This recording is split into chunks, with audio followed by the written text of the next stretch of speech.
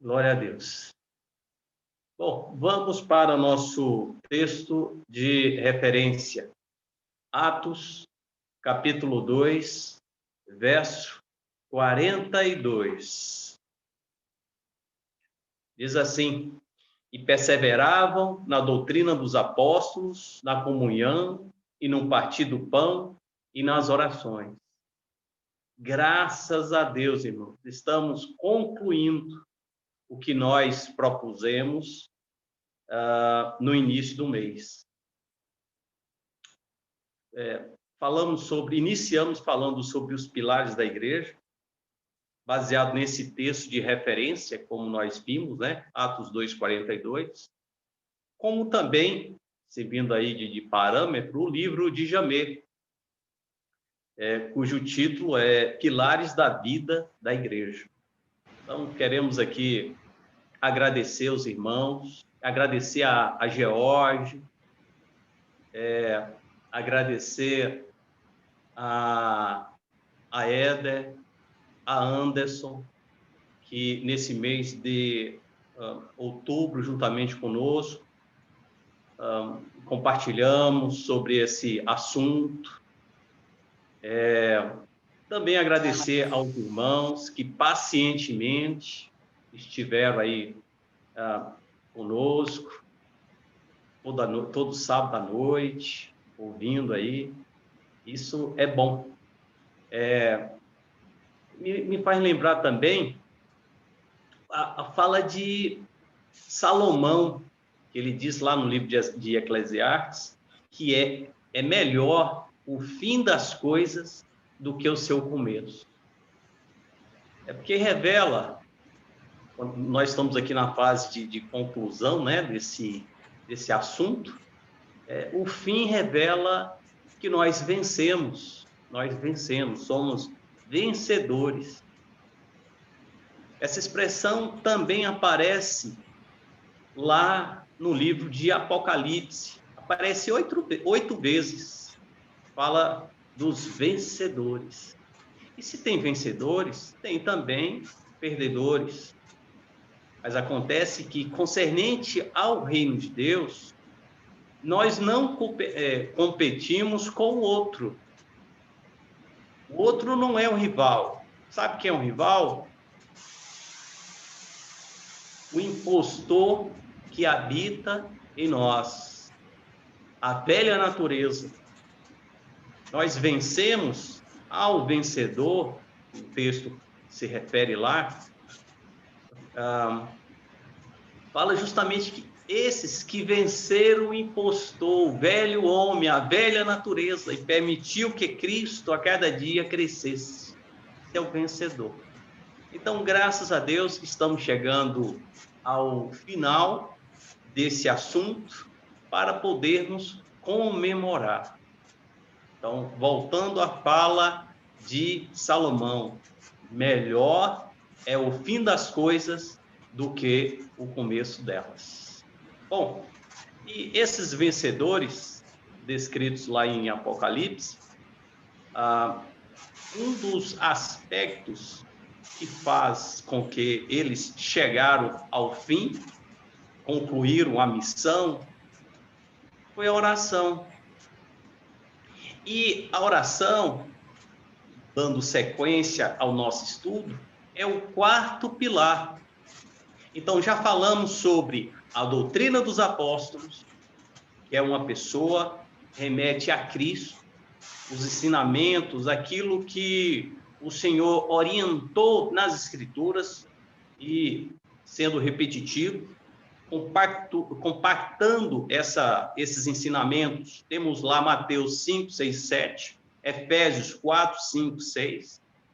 Em seguida, e não por acaso, o texto de Atos fala sobre a comunhão, que é a aplicação dessas verdades para a vida,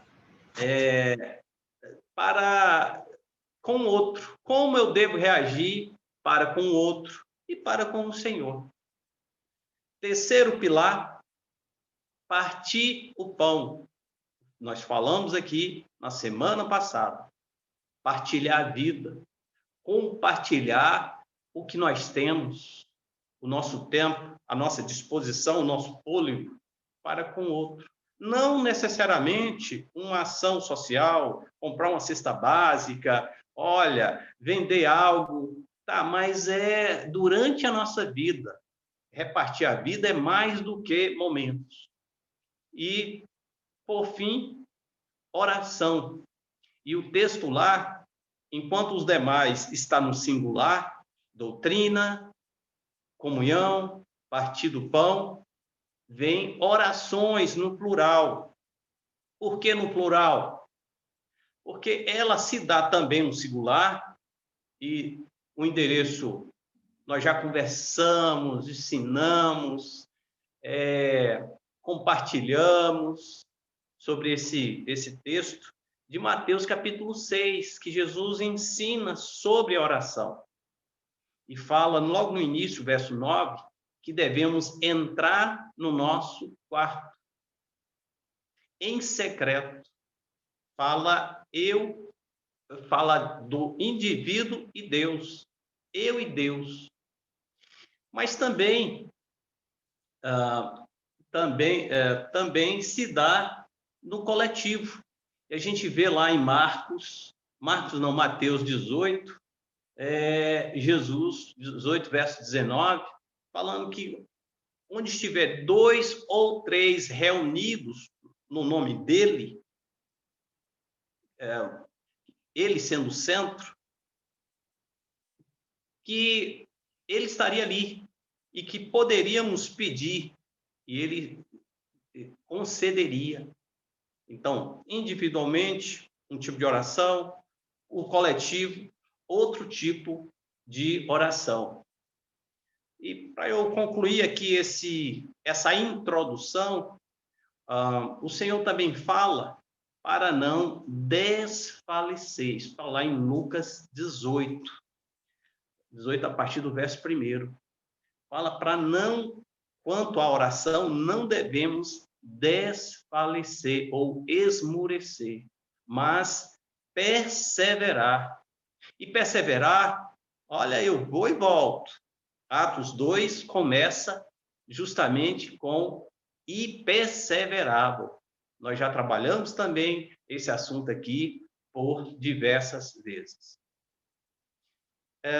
Então, a intenção nossa, queridos e queridas, nessa noite, não necessariamente trazer ensino, mas para te encorajar em nome de Jesus, a você perseverar na oração, sem esmorecer. Nós falamos também, eu tenho orado pela vida da minha irmã, aproximadamente 25 anos. Eu estou na expectativa. Eu estou na expectativa que o Senhor vai realizar na vida dela. O Senhor tem uma obra na vida da minha irmã chamada Sandra. Ela mora no Chile. Temos orado pela vida dela.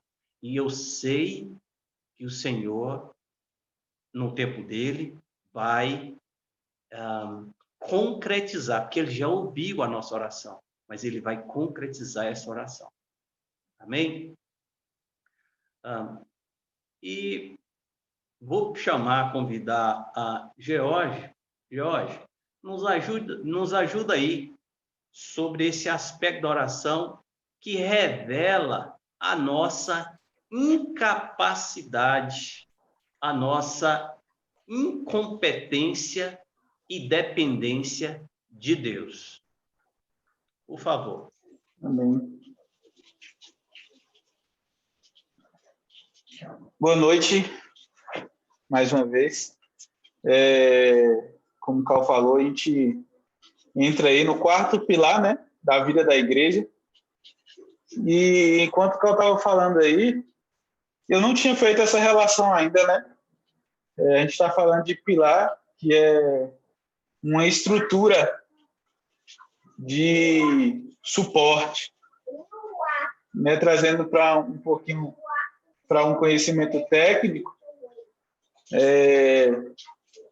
dependendo da carga que aquele pilar vai receber, dependendo do peso que aquele pilar vai receber, ele pode ser dimensionado mais simples ou mais robusto. E eu acredito que para suportar o peso, que é o poder de Deus manifestado na vida da igreja, né, trazendo nesses aspectos que falamos, né, comunhão, partir do pão, doutrina dos apóstolos, comunhão, partir do pão e oração. Precisa ser muito robusto, precisa ser um pilar muito bom. E a oração, eu não sei se dá para a gente elencar aqui se um pode ser mais importante que o outro, mas a oração de fato tem um peso muito grande, né? Como o Carl falou, a oração ela revela a nossa incapacidade, a nossa, como é que eu posso dizer, a nossa insignificância, né? E mostra o quão dependentes somos de Deus. A palavra de Deus, na verdade, ela é absoluta, né? Essa semana, um pastor conhecido aí das redes sociais, ele soltou uma pérola dizendo que a Bíblia precisava ser atualizada. E aí vieram outros pastores aí, e aí começaram a dizer a palavra de Deus ela é absoluta, ela é eterna e ela é suficiente. Então, a palavra de Deus é revelada na Bíblia e ela mostra como dependentes somos de Deus, e essa dependência é revelada através da oração. A gente tem um costume de relativizar muito, né, as coisas. Quando a gente às vezes Drica não ia para o encontro, e aí ela perguntava quem estava lá. Eu falei, todo mundo. Né? Ou então, e aí você já às vezes está no trabalho ali, e aí fiz tudo que eu tinha que fazer, fiz tudo, não precisa, né? E é relativo isso, né? A gente não tem condições de colocar todo mundo em um ambiente, né, como um salão de reunião, isso é óbvio, mas nós temos essa mania de relativizar a palavra, mas a gente não pode encaixar Deus nesse parâmetro, né? A gente não pode achar que o que Deus está dizendo também é relativo. Quando ele diz tudo, é tudo. E quando ele diz nada, é nada. Né? Eu costumo sempre lembrar quando o Senhor nos chama para a santidade, né? Sede santos, porque o Senhor, vosso Deus, sou santo.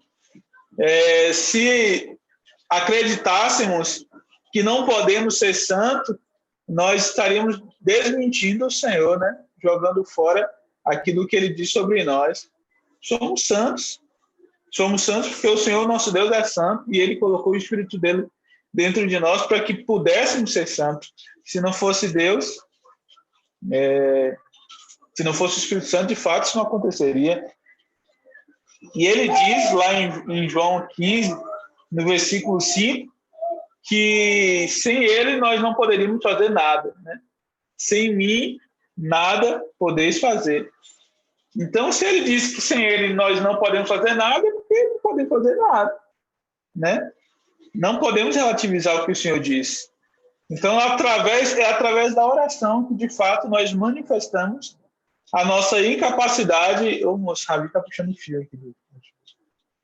Nós manifestamos a nossa incapacidade e a nossa dependência do Senhor. Quanto mais eu sou dependente de Deus, mais eu oro. Uma coisa está condicionada à outra, né? Quanto mais eu dependo, mais eu oro. À medida que eu deixo de orar, eu começo a achar que aquilo que eu faço é suficiente e é alguma coisa, né? Mas é interessante observar que se Jesus disse que sem ele nada podemos fazer, então aquilo que fazemos que ele não está Aquilo é nada, aquilo não serve, aquilo é barulho, não tem amor, não tem significado para o Senhor, né? Então, que a gente possa, né, entender isso, trazer isso para a nossa vida, de fato, e entender que a oração é mais, né, do que só falar com Deus, porque quando eu oro, na verdade, eu estou mostrando para o Senhor, de fato, que eu preciso dele, que eu dependo dele, né, que eu, sem ele, eu não posso fazer nada sendo, falando mais uma vez, é através da oração que é na oração que isso acontece, né? Não é, Cal? E interessante, Gel, é que se a gente for pensar no que Jesus diz, sem mim nada podeis fazer. Nós corremos o risco, Gel, de realizarmos muitas coisas sem consultar o Senhor, sem orar ao Senhor, sem buscar do Senhor, sem depender do Senhor. Ora, a quantidade de situações que certamente cada um de vocês já visualizaram, já passaram, de pessoas procurando um conselho sobre um determinado assunto ou apresentando o assunto sem ouvir a Deus. Quando Jesus fala, Gel, sem mim nada podeis fazer, a gente acaba relativizando essa expressão de Jesus. Porque a gente precisa depender de tudo. Uma vez uma irmã, ela dizia que, olha, eu vou sair para comprar tal coisa. Eu vou orando ao Senhor para saber em que lugar que eu vou comprar, quem é que eu vou abordar. Vai na feira, o Senhor fala para a gente orar sem cessar. Orar sem cessar. E orar ali, irmãos, não se limita a palavras, a fala, mas um gesto, tá com o coração aberto. Muitas vezes, um gemido expressa algo que está no coração, e quando é levado ou é levado para o Senhor, isso é oração. Ter esse hábito. Mas o que acontece? Nós acabamos, muitas vezes, agindo como se nós fôssemos capazes, e oração seria apenas para situações mais graves e complicadas. Jamê diz, Jorge, que ele, na verdade, ele compara a oração à respiração. Tenta ficar sem alguém aí, tenta ficar sem respirar. O que acontece? Nesse tempo de pandemia, quando a pessoa é entubada, recebe lá o tal do ventilador mecânico, porque ele não tem capacidade de respirar, de encher os pulmões, e precisa de uma máquina. Precisamos depender do Senhor como a respiração, o ato de respirar. E para eu passar para Anderson também, eu queria só lembrar, isso tem que ser muito forte na nossa vida. A gente tem que orar, irmãos, não é porque a Bíblia manda, não. Precisamos orar por uma necessidade. Eu tenho necessidade, assim como o oxigênio ou o ato de respirar mantém o corpo vivo, a oração nos mantém espiritualmente falando. É oração, orar, orar, orar. A gente não vai entrar na questão mais específica, não, mas orar em línguas, começar a colocar e outros aspectos que, inclusive, estão presentes ali em Filipenses, capítulo 4, versículo 6. Não é isso, Anderson? Amém. Boa noite, irmãos. Apenas confirmando o que Gel compartilhou, de fato, sem o Senhor, nós não podemos fazer nada. E nada aí fala de uma incapacidade total, né? Somos totalmente incapazes, né? E por isso precisamos orar, precisamos buscar o Senhor, saber qual é a vontade dele. A Bíblia diz que os que estão na carne não podem agradar a Deus.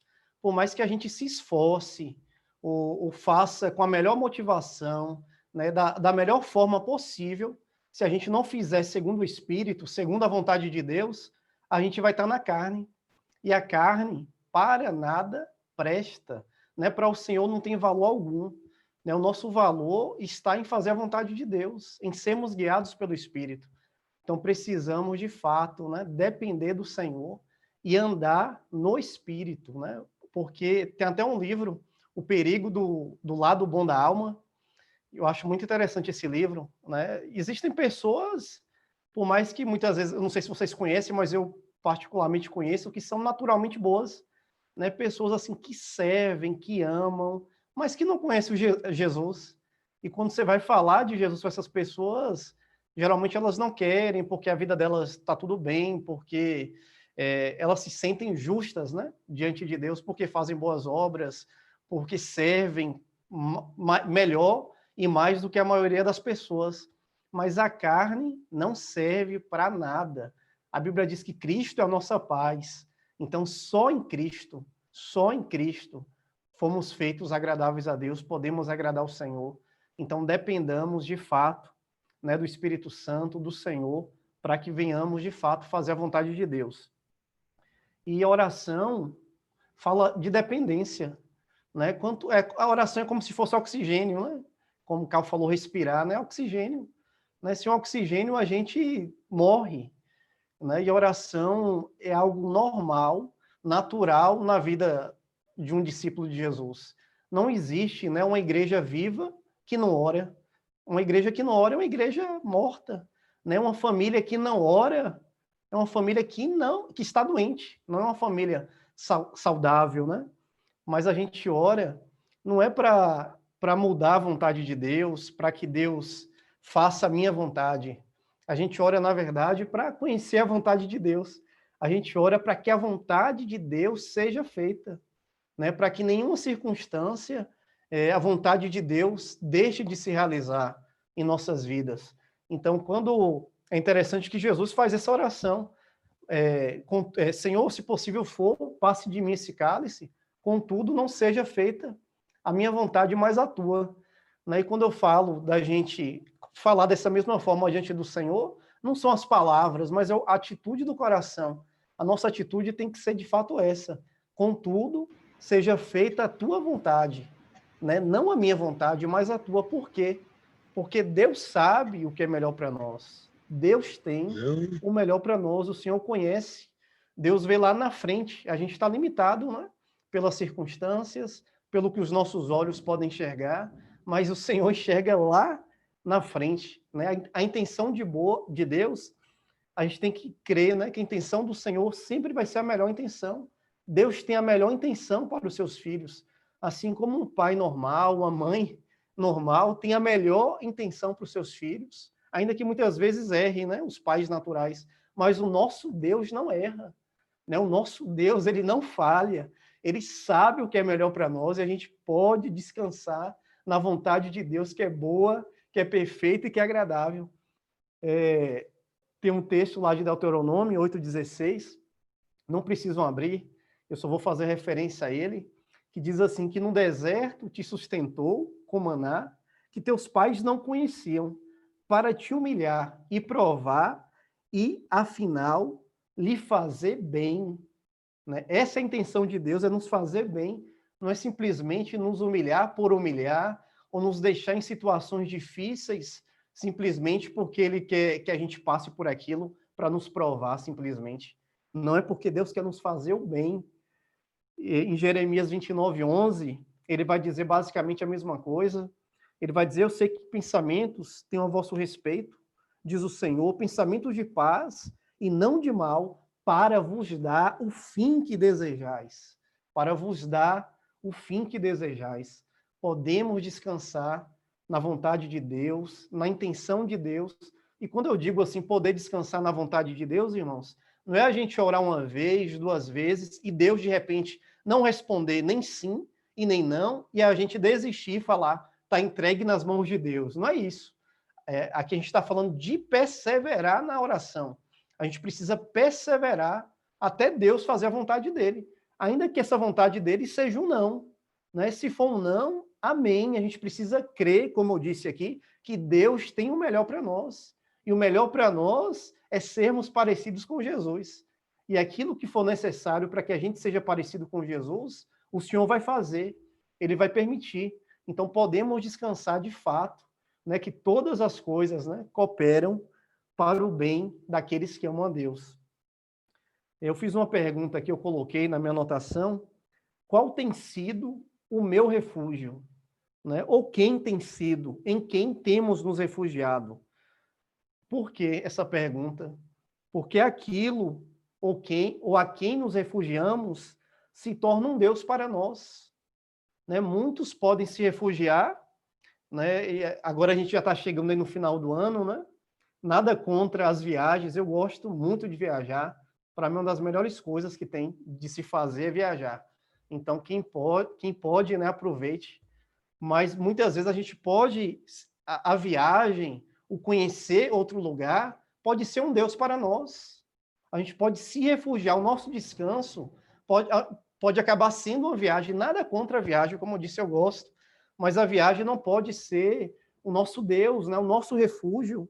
Muitas vezes a gente pode querer se refugiar, né, no emprego novo. Não, meu refúgio, eu só vou ter segurança, eu só vou ter tranquilidade, eu só vou ter paz quando eu tiver um novo emprego no qual eu ganho X salários. Isso se torna um Deus, porque aquilo no qual nos refugiamos é um Deus para nós. Essa semana eu passei por uma situação interessante. Eu digo interessante porque já passou, né? Na hora ali da aflição, do fogo, né? Não é nada interessante. Mas eu precisei, de fato, me refugiar em Deus. Eu tinha duas opções. Uma era me omitir e outra era me posicionar. Mas ainda que eu me omitisse, teria consequências. Se eu me posicionasse, teria consequências. Então, o que eu fui fazer? Buscar o Senhor. Né? Fui me refugiar em Deus, e Deus, assim, fez de uma forma sobrenatural que você fica naquela expectativa, assim, o que Deus vai fazer? Né? E, de fato, quando a gente se refugia no Senhor, quando a gente busca a resposta em Deus, Deus faz. E interessante que no Salmo 91, que foi, inclusive, a palavra que o Senhor me deu, mas a palavra ela precisa se tornar viva em nós. Né? Jorge até compartilhou aí alguns teólogos, né, falando sobre atualizar. A palavra de Deus precisa ser atualizada. Na verdade, a palavra de Deus ela precisa ser viva em nós. Né? A palavra de Deus precisa se fazer carne em nós, precisa se fazer vida, precisa ser realidade em nossas vidas. E no Salmo 91, 14, o Senhor diz assim: porque a mim se apegou com amor, eu o livrarei, pô-lo-ei a salvo, porque conhece o meu nome. Ele me invocará, e eu lhe responderei. Na sua angústia, eu estarei com ele. Aleluia. Aí diz que o que habita no esconderijo do Altíssimo e descansa à sombra do Onipotente, diz ao Senhor: meu refúgio e meu baluarte, Deus meu, em quem eu confio. Aleluia. Por disseste, o Senhor é o meu refúgio, fizeste do Altíssimo a tua morada, nenhum mal te sucederá, praga nenhuma chegará à tua tenda. Caiam 1000 ao teu lado e 10.000 à tua direita, tu não serás atingido, porque se refugia no Senhor. Irmãos, nós precisamos aprender a nos refugiar em Deus. Ele tem que ser o nosso refúgio, né? E nele a gente encontra, de fato, as respostas e aquilo que é necessário para que a gente seja bem-sucedido naquilo que fizermos. Eu estava lembrando do rei Asa. O Senhor deu grandes vitórias, deu livramentos e manifestou o poder dele ali, dando vitória em relação aos seus inimigos.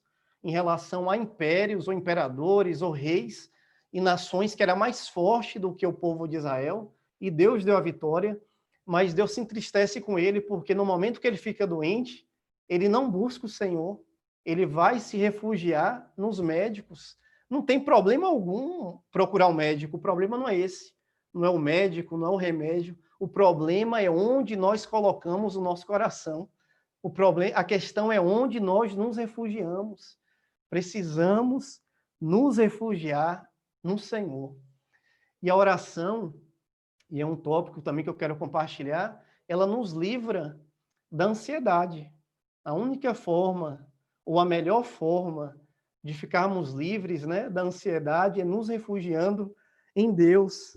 Né? Jesus vai dizer assim, deixo-vos a minha paz eu vos dou, não vou lá dou, como o mundo a dá.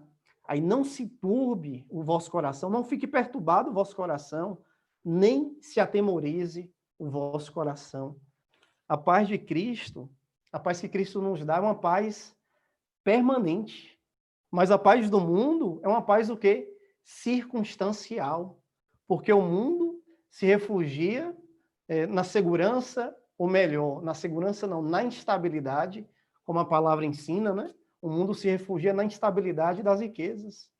Mas nós temos a paz de Cristo, né? E Jesus tem cuidado de nós. Né? A Bíblia diz que o Senhor cuida, né, dos pardais, o Senhor cuida, né, e dá beleza aos lírios dos campos, quanto mais a nós, né, que somos filhos de Deus, somos filhos de Deus. E a palavra vai dizer assim, que Deus, ele não poupou o seu próprio filho, antes por todos nós o entregou. Porventura, não nos dará graciosamente com ele todas as coisas, né? Se o Senhor não poupou Jesus, né? O que era mais importante para ele, o nosso Senhor, o nosso amado Jesus, ele nos deu Jesus, ele não vai nos negar absolutamente nada do que necessitamos, do que precisamos, se ele não nos negou a Cristo. E outro texto que eu gosto muito, está lá em Mateus 21, 22, que vai dizer assim, e tudo quanto pedirdes em oração, crendo, recebereis. E tudo quando pedirdes em oração, crendo, recebereis. A gente precisa crer naquilo que a gente pede. Se a gente pede ao Senhor, né, conforme a vontade dele, ele vai nos conceder. E precisamos, como vai nos ensinar lá em Filipenses, esse texto de Filipenses, eu gostaria de ler com os irmãos, que é Filipenses 4, 6 a 8. Filipenses é uma carta, é a carta, na verdade, que eu mais gosto da Bíblia. Eu chamo essa carta de carta da alegria, né? Paulo fala muito sobre a alegria nessa carta, e é interessante que Paulo, a gente vai perceber no capítulo 1, que Paulo estava preso, né? E eu acho que para alguém que está preso, falar de alegria é realmente só tendo revelação da sua condição espiritual. Somente, né? Porque para uma pessoa numa prisão, vivendo naquele século lá, possivelmente em masmorras, mas era alguém que tinha revelação de Cristo. E Filipenses 4, versículo 6, vai dizer assim, não andeis ansiosos de coisa alguma, Em tudo, porém, sejam conhecidas diante de Deus as vossas petições. De que forma que as nossas petições são conhecidas diante de Deus? Pela oração e pela súplica com ações de graças. Né? Com ações de graças, fala justamente desse texto de Mateus 21, 22, que vai dizer, né, tudo quanto pedirdes a Deus em oração, crendo, recebereis. Né? Então, a gente já começa a agradecer ao Senhor, porque a gente crê que o Senhor já nos concedeu, então a gente já enche o coração de gratidão. E oração também fala de não apenas de falar com o Senhor, mas também de poder ouvir. Né? Oração não é um monólogo, né? Oração é um diálogo no qual falamos com o Senhor e o Senhor fala conosco. Né? O Senhor enche os nossos corações, né, com a vontade dele, com a paz dele, com a convicção dele. E fala também de súplica, né? Precisamos suplicar ao Senhor. Suplicar fala de nos humilharmos, né? Nos humilharmos diante do Senhor, nos humilharmos diante daquele que pode todas as coisas, né? Nos humilharmos diante de Deus, diante do nosso Pai, no qual nos refugiamos. E vai dizer que a paz de Deus, no versículo 7 de Filipenses 4, e a paz de Deus, que excede todo o entendimento, guardará o vosso coração e a vossa mente em Cristo Jesus.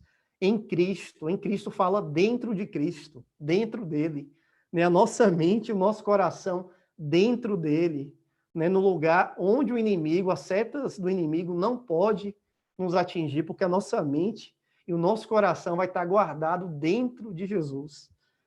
E, irmãos, a gente precisa aprender a guardar as nossas mentes, porque o que causa ansiedade é o quê? É a preocupação, né? É se ocupar-se, né? Antecipadamente. A gente se ocupa 2 vezes, na verdade, quando a gente está preocupado, e isso gera uma ansiedade que, inclusive, pode levar à depressão. Geralmente, muito tempo, né, no estresse, na ansiedade, gera essa questão da depressão. É quase que inevitável, é causa e efeito, né? Causa e consequência. Ansiedade e depressão. Mas uma forma da gente guardar nossa mente, né? Paulo vai falar também no versículo 8, é uma forma da gente se guardar, de Filipenses 4, né? Finalmente, irmãos, tudo o que é verdadeiro, tudo o que é respeitável, tudo o que é justo, tudo o que é puro, tudo o que é amável, tudo o que é de boa fama, se alguma virtude há, se algum louvor existe, seja isso que ocupe o vosso pensamento. Né? Lembrei também de Salmo que vai dizer que as palavras da minha boca e o meditar do meu coração sejam agradáveis na tua presença, sejam agradáveis a ti, Senhor. A gente precisa pensar, irmãos, naquilo que agrada o Senhor. Se algo não é verdadeiro, ou se não é respeitável, ou se não é justo, ou se não é honesto, isso não pode ocupar as nossas mentes. Porque se ocupa as nossas mentes, depois vai ocupar o nosso coração e depois vai ocupar aquilo que a gente fala, aquilo que a gente expressa. E isso pode fazer com que a gente viva uma vida, infelizmente, uma vida de derrota, uma vida de fracasso, uma vida nas trevas, porque não estamos vivendo da maneira que o Senhor nos orientou. Né? Qual foi a primeira maneira, de acordo com esse texto de Filipenses? É não andar ansioso de coisa alguma. Fala de coisa alguma. E todos nós sabemos, eu sei o quanto é difícil, né? Não andar ansioso de coisa alguma, como eu compartilhei com os irmãos nessa semana, de uma situação muito difícil, muito complicada, e que eu precisava de uma intervenção de Deus, e a nossa primeira reação é nos preocuparmos, mas a gente precisa aprender a se refugiar no Senhor, né? A se refugiar no Senhor. Quando a gente se refugia no Senhor, a ansiedade, né? A preocupação vai embora, porque o Senhor enche o nosso coração de paz, o Senhor enche o nosso coração de convicção, de fé, que Ele está no controle, que Ele vai fazer da forma dele. E eu acho interessante que muitas vezes Deus nem fala, nem mostra o que Ele vai fazer, mas chega ali na situação, em 30 segundos, em 1 minuto, Deus resolve. Algo que a gente levaria horas ou dias pensando, ou dias tentando resolver, e Deus resolve em menos de 1 minuto, né? Porque Deus é bom, Deus sabe de todas as coisas, nele a gente pode se refugiar, nele a gente pode confiar, nele a gente pode descansar, dormir em paz, ficar com as nossas mentes tranquilas, né? Porque a ansiedade, de fato, ela causa um problema no coração, é óbvio, né? A gente hoje sabe de tantos problemas, né, cardíacos, mas primeiramente passa por nossa mente, primeiramente passa por aquilo que nós pensamos. Então vamos pensar como o Senhor nos ensina, né, naquilo que é de boa fama, naquilo que é honesto, naquilo que é verdadeiro, naquilo que pode nos trazer esperança. E aquilo que nos traz esperança é a palavra de Deus. aquilo que nos traz esperança é a palavra viva, que é o próprio Jesus. Né? Vamos pensar em Cristo, vamos repartir Jesus com as pessoas, vamos viver para o outro, vamos dar a vida pelo outro, perseverando na doutrina dos apóstolos, perseverando na comunhão, perseverando no partir do pão e perseverando nas orações. Essa é a vontade de Deus, né? Que vivamos para o outro, que possamos dar a nossa vida, assim como Cristo deu a vida por nós, que possamos dar as nossas vidas pelos irmãos. Essa é a vontade de Deus e isso vai nos livrar, né, da infelicidade e da tristeza de vivermos no egoísmo para nós mesmos, uma vida sem propósito, uma vida sem sentido, né? Quando a gente vive para o outro, quando a gente vive para Cristo, né? Carl tem uma frase que ele gosta de falar, né? Cristo é a minha vida e a igreja o meu viver, né? Quando a gente vive dessa forma, pode ter certeza que o Senhor vai nos coroar com graça, com misericórdia, com alegria e com tudo aquilo que a gente necessita. Amém? Aleluia. Eu sei que eu estou com o coração cheio. Ô, irmãos, a oração, mais do que essa questão do pedir, de pensar em nós, mas no aspecto do relacionamento com o nosso Deus vivo. Olha esse texto olha o que o salmista, o que estava o coração do salmista. Salmo 27, verso 4. Uma coisa peço ao Senhor e a buscarei, que eu possa morar na casa do Senhor todos os dias da minha vida, para contemplar a beleza do Senhor e meditar no seu templo. Pois no dia da adversidade, ele me ocultará no seu interior, no recôndito do seu tabernáculo, me acolherá e me porá numa rocha elevada. Ô, irmãos, é a presença do Senhor, é a oração nesse aspecto. Eu queria aqui já chegar à conclusão de desfrutar da presença do Senhor, de ter saudades do Senhor, de chorar diante do Senhor. Aí eu queria te perguntar, irmão, irmã, como é que está o teu tempo? Como é que está o teu relacionamento com o Senhor? Como tem sido, ou qual tem sido a qualidade da oração? Ô, irmãos, vamos buscar o Senhor, vamos orar, vamos chorar na presença dEle, vamos cantar na presença dEle. Nesse aspecto, você e Ele. Você sabia que o Espírito Santo tem saudades da gente? O Espírito Santo tem saudades da gente. Ô, irmãos, que o Espírito Santo possa estar gerando. Eu sei que tem um irmão, ele é falecido, Alain e Paty deve ter conhecido lá em Salvador, Jaime, pastor Jaime. Ele falou algo que uma vez numa reunião com os pastores deixou todo mundo constrangido. O tema era sobre oração.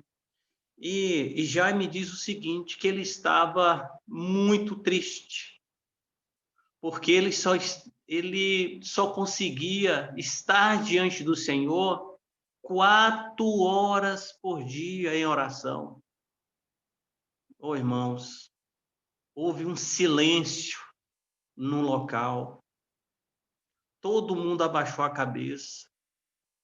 Esse deve ser a nossa expectativa, o nosso sentimento, para além dos benefícios da oração, para além do Senhor responder às nossas orações, mas é a presença dEle. Uma coisa peço ao Senhor e a buscarei, buscar a presença do Senhor. E era isso, era desse sentido, e também pedindo que a igreja, no primeiro século, perseverava. Então, eu quero te encorajar, queremos te encorajar a perseverar na oração, buscar a presença do Senhor. Quanto às necessidades, ore também, apresente diante dele. Busque ao Senhor. Amém? Deus é bom, Deus é misericordioso. E é tão misericordioso, Anderson, que Deus não responde as muitas coisas que nós pedimos. Ele não responde. Ele dá um tempo para a gente filtrar o que de fato é necessário para vivermos. Glórias ao Senhor por isso.